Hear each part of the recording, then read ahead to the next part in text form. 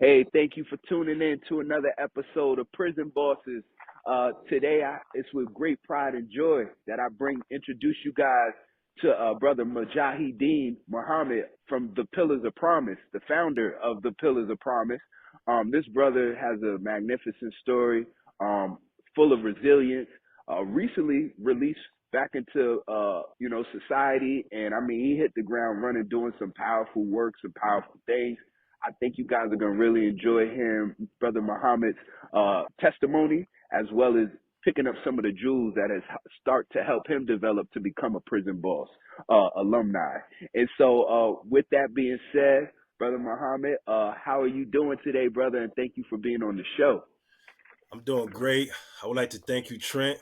So far in our short time, we become, genuine allies, and I respect what you're doing. And I just hope that we continue to do this work together. There's a lot of work that needs to be done. There's a lot of narratives that need to be changed. And That's right. one of the things I realized early in my 6 months that I've been out here, after almost 25 years of incarcerations, we can't have broad enough coalitions to get the kind of societal changes we need. We need to Yep. come together more and more, day by day. Yes, sir. I couldn't agree more, bro. And I think it's important that our listeners understand it's an uphill battle. You got people out here that are fighting. We putting up the good fight every day. But here's a recent thing I learned, bro. So the last known person who was born into slavery passed away in 1974, I believe. And so when you put that in perspective, I was born in 84. That means that we are really not that far away from slavery and that mindset at all. And because of that, it's relevant and it shows how prevalent that negative thought process is still out there that exists towards our people. But so just a little fun fact. But with that being said, brother, do you mind diving in a little bit, telling us about yourself, where you're from, and what led up to your incarceration? Um, I'm from several different places. I was born in Queens, Mm, New York, mm, but my life, like most individuals from Black and Brown, underprivileged community, was filled with a lot of turmoil from my birth. I yep. was abandoned early by my father, who Mm, practically the entirety of me and my two sisters' lives, he showed no kind of care. You know, mm, um, so I bounced around from home to home. I spent 3 years in foster care until my grandmother rescued me, mm, and she was the matriarch of our family. She provided a lot of care and support. She showed yep. a lot of forbearance for a lot of the stuff that was going on in our family, because I was born in 1980s, and we Mm, all know, that was in the midst of the crack era. yes, Crack, sir. Yes, sir. it severely affected my family. It Yep. captured, my mother. It had her, in a zone for several years. We got Mm, abandoned, me and my two sisters, when I was 6 years old. mm, And so even though my grandmother rescued me from 3 years of foster care, I still was in a household where I seen a lot of yep. drug use from my uncles and aunts. And what I learned earlier, once I became educated, that what how I was affected. I didn't understand when Mm, you're going through these mm. things, they Normal. they seem normal. And you don't Yep. really understand how they affect it Yep. until you start to make decisions. Your young, immature mind doesn't understand Mm-hmm. all the Mm-hmm. environmental factors that are playing a role in what you're doing. That's And right. one of the things I realized once I became educated is that the lack of attachment to to my caregiver, the lack of Mm, genuine attachment, mm. my caregiver is what kind of veered me off course. Yep. And I was never in a home environment where I was nurtured properly. Yep. And people don't realize that the formative years of our lives are the most important years of our lives. Yes, sir. Something is amiss in those periods, it really could veer your whole life, of course. So my Yes, sir. criminality, it really began with my unhealthy and unstable environmental circumstances that I was born in. And at the Mm-hmm. same time, I don't put any blame on my mother or my uncles and aunts, because I wrote a capstone for the Mm, for my master's degree called mm, intergenerational trauma. And mm. one thing I realized is that the trauma that people from black and brown and privileged communities endure and face tends to be generational.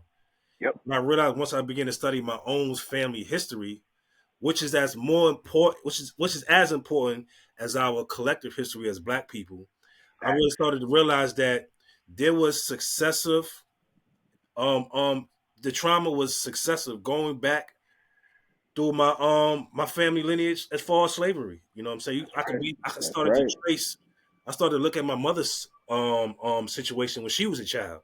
Yep. Started to see there was similar abuses and similar Mm-hmm. things. Mm-hmm. A lot of times when we able to contextualize the lives of our foreparents, it kind of humanizes them and it keeps Yes, us from sir. blaming them because you realize that they were put in adverse Y- circumstances that didn't Yep. allow them to grow in a healthy and normal manner, and that affected their decisions as parents when they had children. Facts. And it usually Facts. takes a while for people to get out of that and Yes. realize the mistakes they made in raising their children, mistakes they made as young adults, with all the pressures around them.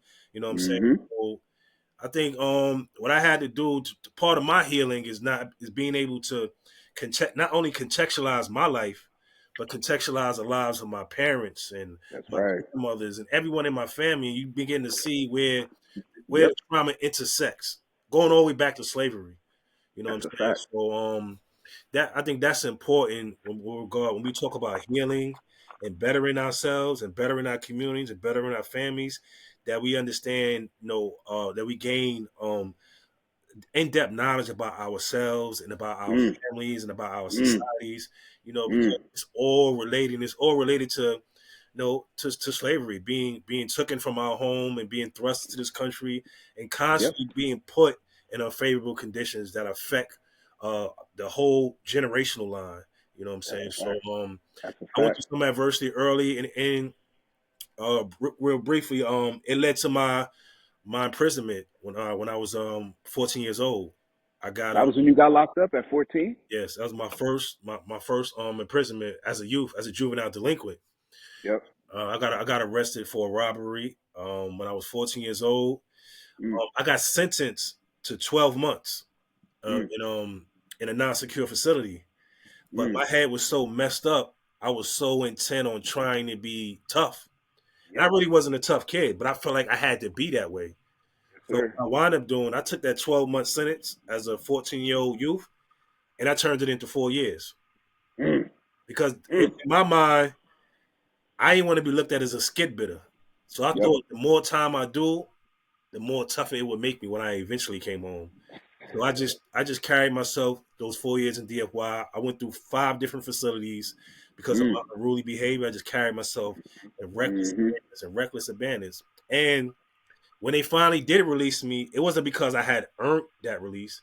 It's because I basically, when I reached the age of 18 Yep. as a juvenile delinquent, they can no longer hold me. And they Yep. just released me. And Mm. and they released me without me having to prove that I was actually ready to re-enter society. So I They re-entered released a society. beast. They bred a beast and then released them right out to society. That's what they did. And you know what hurt me as well? And I blame myself. I was young though. I spent the last year of those 4 years in, it's something that's forbidden now, but I spent the last year of those 4 years in an isolation unit in Harlem Valley Detention Center Mm, called mm. it was called O Unit. And that really, the combination of my declining values and lack of care for myself and everyone around me, and being in isolation, it really bred a monster in me. And then I was just Yep. released back into society with no Yep. understanding of myself, with no Yep. understanding of how to make decisions. And a year later, I was arrested for murder. Mm. So let me, for the listeners, there was a lot of good information that was just shared, knowledge shared. I think one thing I heard from you, bro, is, and which is similar to my life, lost my father at a young age. I was 8. Mom's battled addiction. Lived with my grandparents. I think a lot of our listeners, that's the trajectory, especially if you grew up during that 80s, 90s crack era, like that separated our households completely. Then the other thing that I really heard too, though, was those formative years and the importance of getting the right information during those formative years and how it affects us long term in our decision making. Another thing I like to highlight is if you think about it, this brother said he was 3 years in foster care.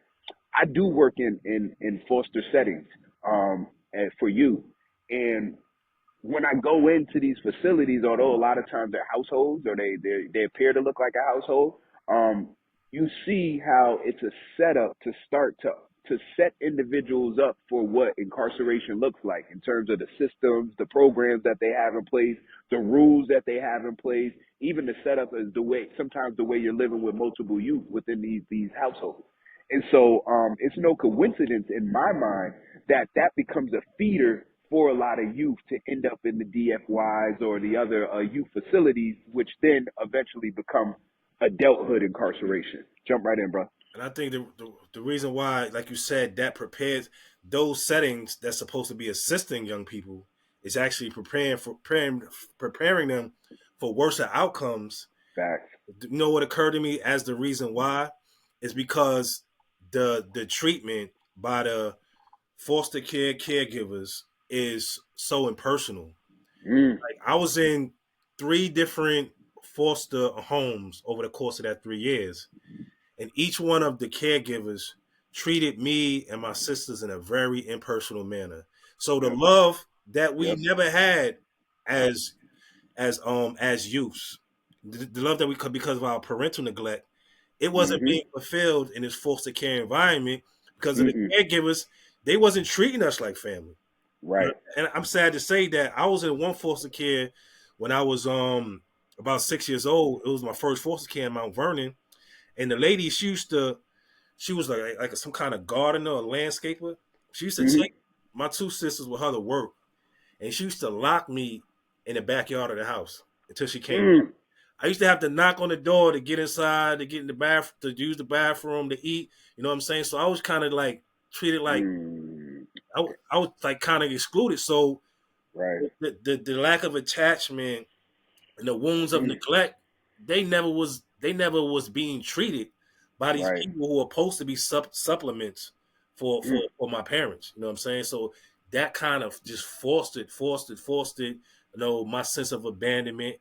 And it Yep. will later on affect my decision making. And that goes to what Yep. you were saying, that it's no use of having these environments if that parental connection, if that genuine connection between the Mm-hmm. caregivers and between the people that's the youth that's under their authority is going to be missing.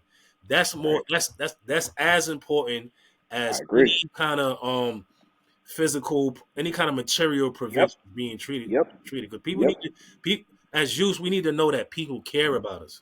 That's Love us, care us. That's a exactly. fact. No, introduce us what it feels and what it should be like to be loved and felt. And so I couldn't agree more, bro. And I could see how that began to set up for what landed you incarcerated for a long time and given a murder situation. Yeah. And so I heard you mention as you were talking, you got your master's degree. I'm Yeah. assuming that took place while you were incarcerated. Yes. Now, I could be wrong, but this is just my hunch. My hunch is you got locked up at, caught the murder bid. You went up north, and I would assume you were still putting in more work at first as a youth, still wilding out a little bit. I could be wrong, but I'm sure at some point the switch went off. So let us know. So you're incarcerated now. You have the murder charge. You sentenced to what, 25 to life? Yes. What happens? I would say that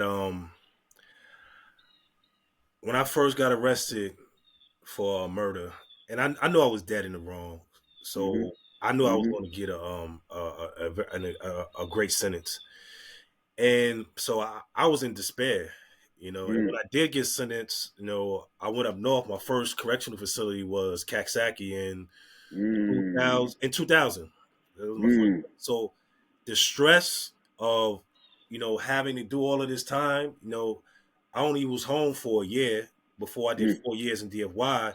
So it just accumulated. It was too much for my my mind to bear. You know what I'm saying? It was just too much adversity. And And can I just chime in for our listeners nationwide? yeah, That's a New York State facility. That's where they usually send back then. That was like a boot camp for the youth. no Like doubt, that was a wild facility to be in at that point. no doubt. Everybody had something to prove. It was definitely survival of the fittest. But I just want our listeners to understand that. Yeah, and what I was getting to after your great point is that the accumulated stress, I lost it. You know, I Mm, mean between 2003 and 2008, I was in Comstock Correction. I was in Great Meadow Correctional Facility, also known as yep, Comstock in New York State, yep. and I had lost my mind. I went stir Mm, crazy.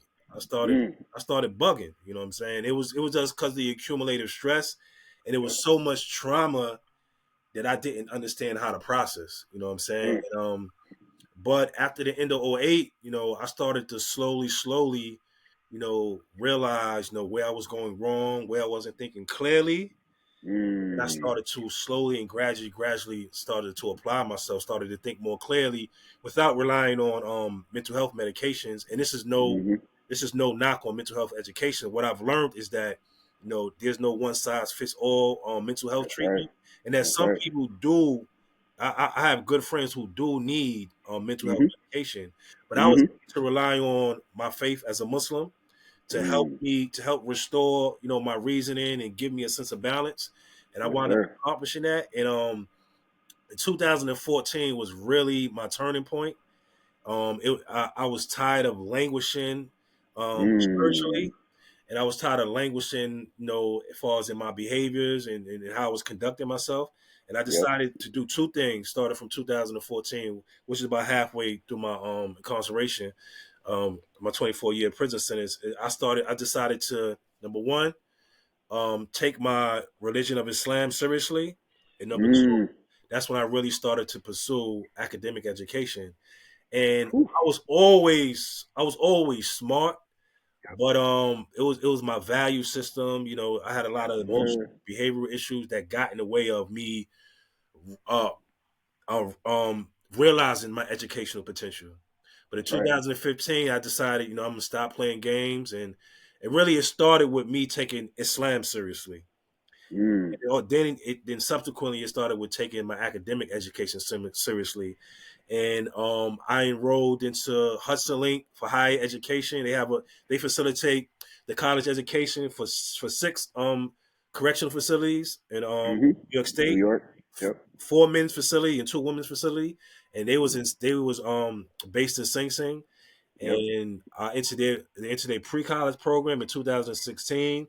I entered the Mercy University college program that they helped facilitate in 2017, Mm. and I graduated with my bachelor's degree in 2003.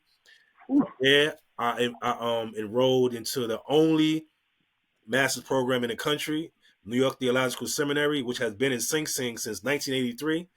I had the Mm. honor of being enrolled in there in 2003, and I graduated this past summer on June 10th, 2024. I actually was released in April 2024, and I came Mm-hmm. in the Sing Sing Correction Facility for the To first finish. time as a visitor, and I was able to graduate with my Mm. class. Powerful. And I Powerful. mean that was amazing for a lot of reasons, which I hope we get to at some point. Well, no, and we will. A couple of things you said that I have to point out to our listeners, and success always leaves clues. One thing I always talk about is the importance of faith. Like everyone has to have, to me, it doesn't matter who your higher power is, but I believe we all have to lean on our higher power at some point.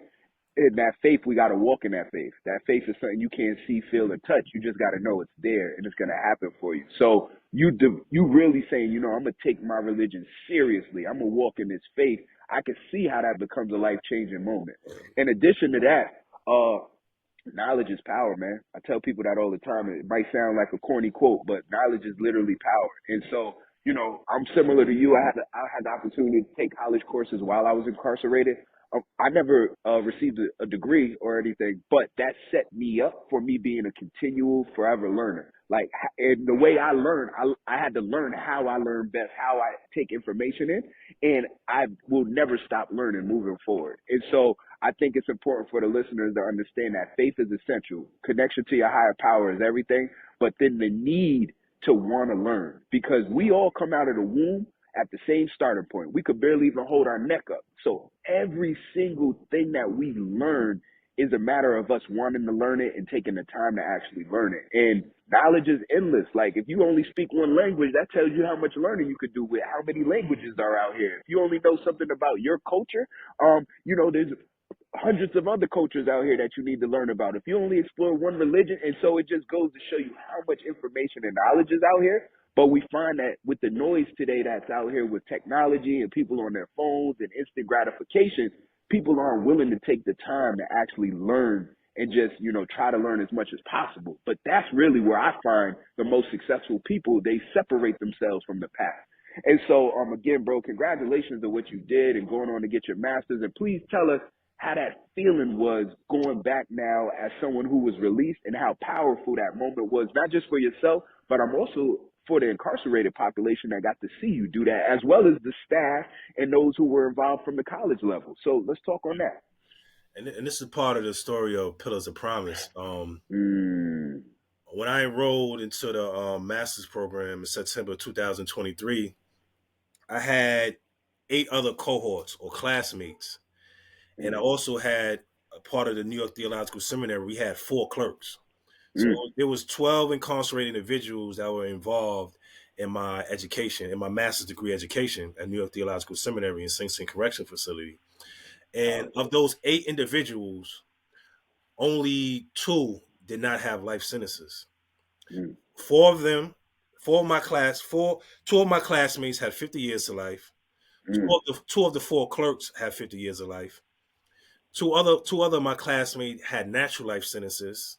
Had another classmate who had a 25 years of life sentence at an older age, and had another clerk who had a 25 years to life sentence. And I say that to say that when I was around men who rehabilitated themselves despite their excessive sentences. Yep. So when I was fortunate to be released on my first board, not just my first board, I received a 6 months earned time credit because of my educational and positive program accomplishments. So I'm actually, these 6 months that I've been out here is because of that earned time credit that I achieved in my positive program and my educational achievements. So, but when I made board, one of the things that one of my friends, Donald Washington, who works for the Marshall Project, he told me that he warned me, said, you're gonna experience a lot of survivor's remorse. And after the immediate thrill of and joy of getting the decision that I made the parole board and hearing my mother cry out on the phone and break down, after that, the next emotion that settled in was the feeling that I had for the guys that were around. People who weren't going to get the chance that I had, barring some major legislative reform or major something through the appeal process or clemency. And a lot of those battles are uphill battles. Always. And these were men who had crimes that were not different than mine. One of my best friends, Byron Brown, he has natural life sentence, and I read his minutes for a crime that was basically the same as mine. It was no different. Yet I'm going home, and he don't even have a issue. You know what I'm saying? Barring some major legislative reform, and so I carried that feeling with me when I went home, and I told guys that I'm going to go home and I'm going to be a representative of them. I didn't know how, but I told them I was going to go home and be a representative of them.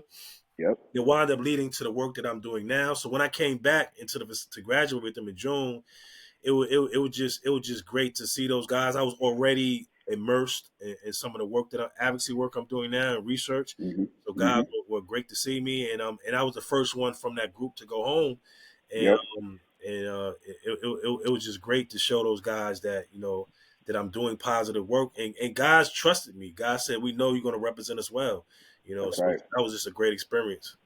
Nah, that's fire, bro. That is super fire. And so that's how that gave birth to the Pillars of Promise. So Yeah. how did that give birth to it?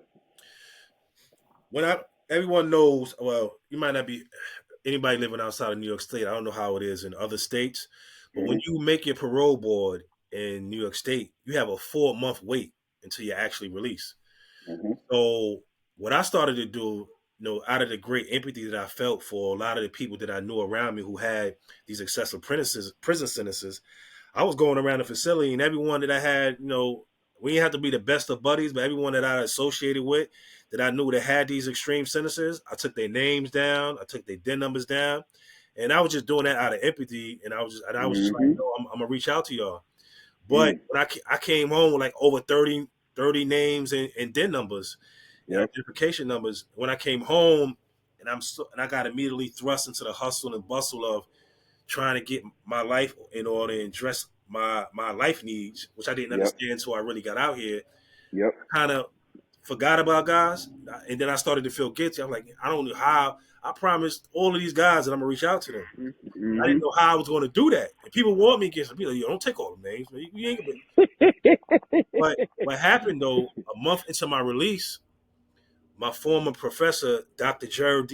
Geraldine Downey, Mm. who works at Columbia University, and she's the Mm. director of the Center for Justice at Columbia University. She offered me a research assistant job, which I Mm. gladly took. And the first assignment she gave me, she said, "I want you to research the Second Look Act." Mm. And I said, Mm. and then the light bulb clicked. You know what I'm saying? I said, okay, because I realized that number one, I'm now getting paid to do something that I love, which is That's writing and right. research, something I have been doing the most of the time that I have been incarcerated. And That's sweet, second, bro. I'm now getting I'm now I'm now getting paid to do something that I know is meaningful to That's right. many of the men that I left behind who are Yep. reformed and rehabilitated despite their excessive sentences. So Yep. I took that task, but just gave me a general description, just research a second look at. But I see that as more than just researching it.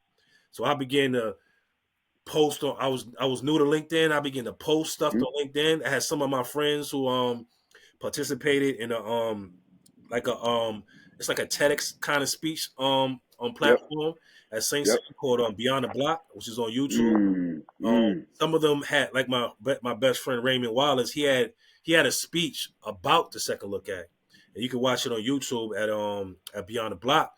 So I took that speech and I just began to post it all over LinkedIn, and I Love developed it. some great relationships to the point where a woman from Seattle, one of the lower court judges, and she's Muslim. Her name is Andrea Jarman. She reached out to me about talking to some judicial officials out of Seattle about the Second Look Act. So I just began to do the most with it. I was trying to Right. help some of my friends get representations, whether it's for their appeals or their clemency packets, and in the process of just showing all of this initiative, and leading with empathy, I wound up creating an organization called the Pillars of Promise. It started Mm. when Mm. Andrew Spencer, who also did 20 years and was a close friend of mine, who was released about 6 months prior to my release. He's really into the performative art stuff, into the visual art stuff. He had sent me a video that he made about mental health. And I was Yep. like, yo, no, I was already in the midst of researching the Second Look At. I say, let's do a video about the Second Look At. And then just from there, the Pillars of Promise became born. Me, him, and I brought two other individuals who were recently incarcerated. We Yep. began to meet on a weekly basis. Just Mm. all we wanted to do is write a video, to create a video to raise awareness about the Second Look At. And Yep. when we finally released the video and we seen the buzz and the attention that it got, we say, yo, we gotta create an organization. No, we gotta create an Support. organization, and then the rest is just history, man. Now Yep. we in the process Fire. of signing, a podcast / radio show deal, and Mm. we have an upward trajectory, and we fulfill. I firmly believe, and there are signs that's being shown to me that we Mm-hmm. fulfill a void in the advocacy reentry space, and that's the reason why it's based on our relationships.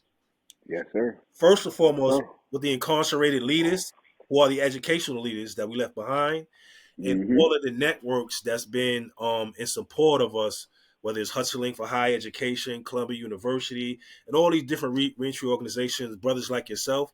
Our Mm-hmm. goal is to bring all of these resources together from inside and outside and help further this cause Yes, of sir. getting brothers who have these excessive sentences relief, people who are wrongly convicted relief, Mhm. people who are being Mhm. mistreated in a Mhm. legal system relief, Yep. help, and that's our whole goal. And we feel like we're a genuine extension of the concerns, of the hopes, and the efforts of the men and women who are incarcerated because we were released and we immediately got into this work.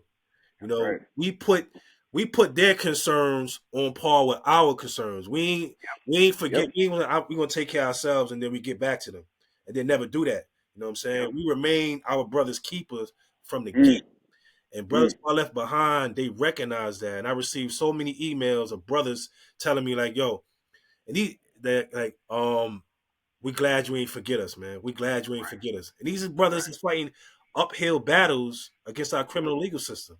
You know Yep. what I'm saying? And I know what it is to be incarcerated and not have hope. And Mm. when you have Mm. someone on the outside who can connect with you and show you that deep level of concern, that can do a lot to lighten Will. your I load. agree. And I I'm agree, bro. happy to fulfill that service where I'm at in New York. And my goal is to bring that kind of hope and relief to everyone in New York State prisons to know that the Pillars of Promise got them. These Mm. dudes is really Mm. working on our behalf. And that does a lot to Yes, it does. relieve, and that Yes, it keeps them does. fighting.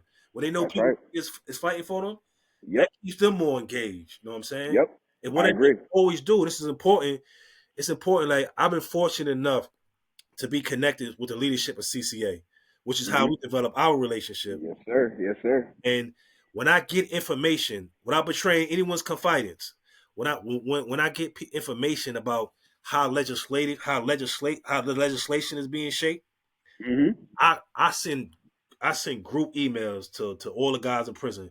These how these bills is being shaped. Because one of the Love things I that. realized Love that. there's Love so that. much lack of information. When I Yes, was in sir. Sing Sing, Yes, you know how sir. many false second look alarms I used to hear, or Mhm. false elderly bills? Mhm. Yo, they passed the Mhm. elderly bill. Everybody run to the law library, false alarm. Yep. You know what I'm saying? Yep. There's so much misconception about how Yep. certain bills are taking shape.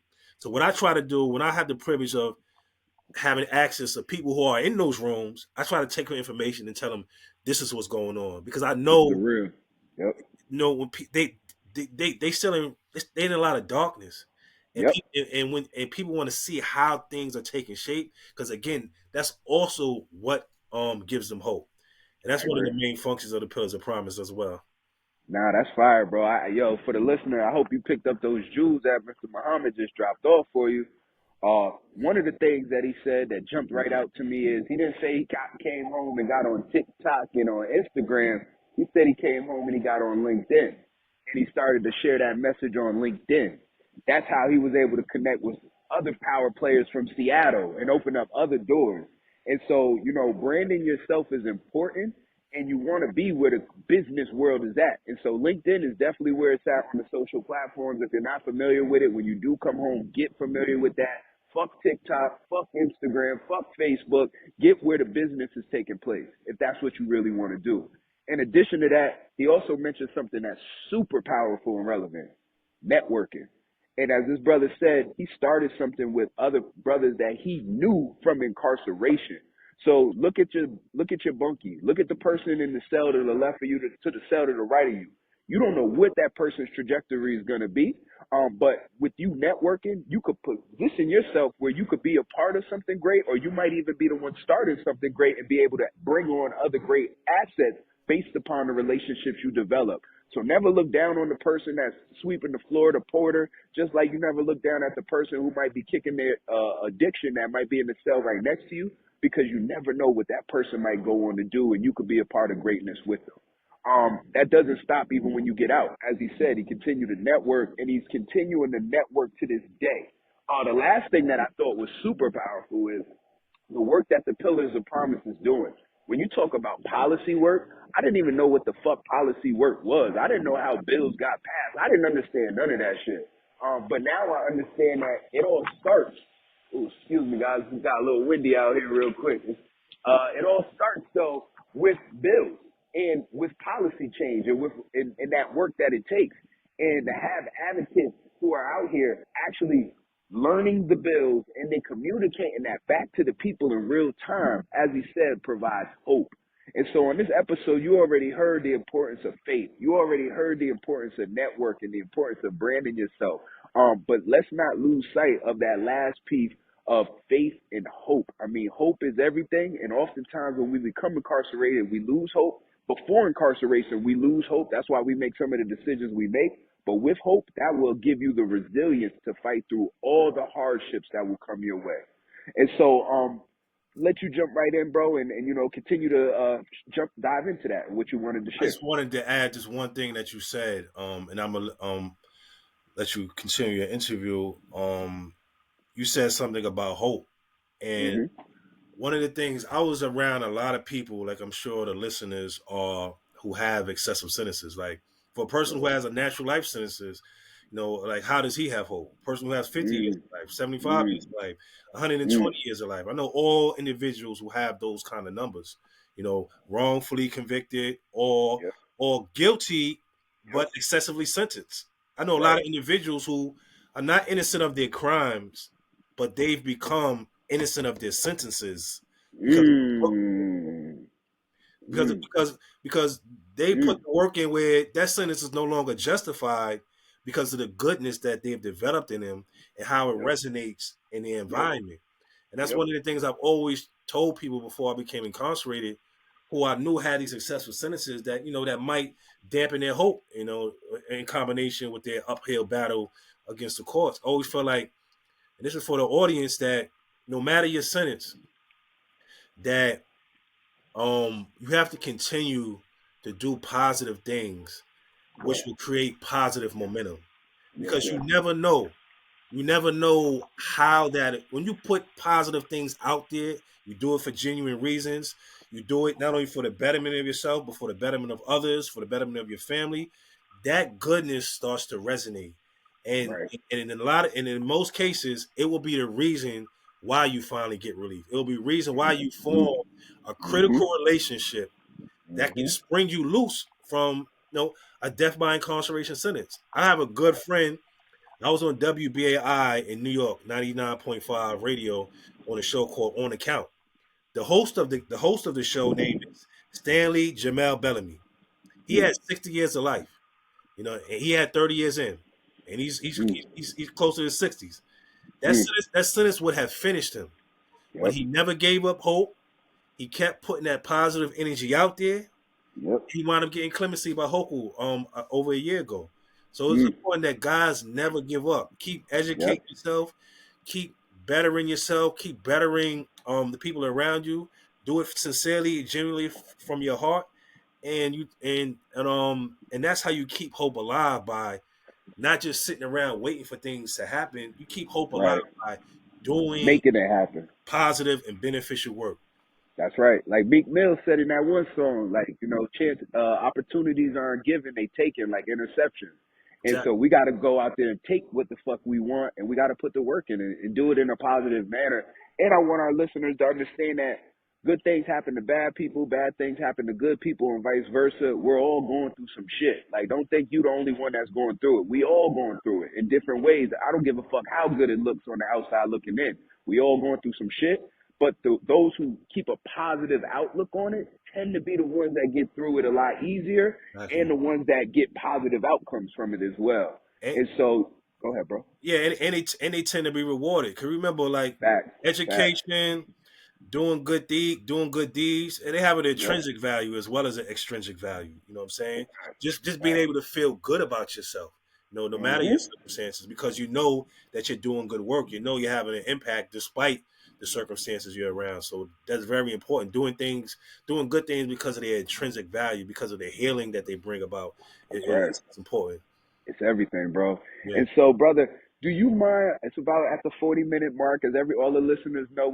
I try to keep these to around 40 minutes just to keep the listener geared in. Also, I think they have enough jewels that if they ever want to go back, they should re-listen to this. I guarantee you they'll pick up on things that they didn't pick up on the last time.